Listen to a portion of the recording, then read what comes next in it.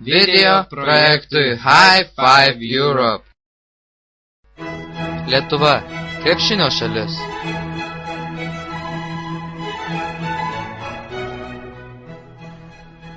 Vieną gražią dieną du Lietuvos krepšinio talentai susirinko pamėtyti į krepšį.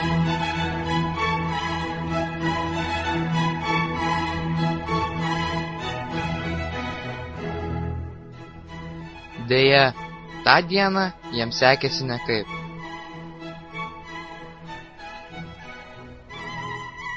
Ir staiga iš kažkur išlindo du pacanai.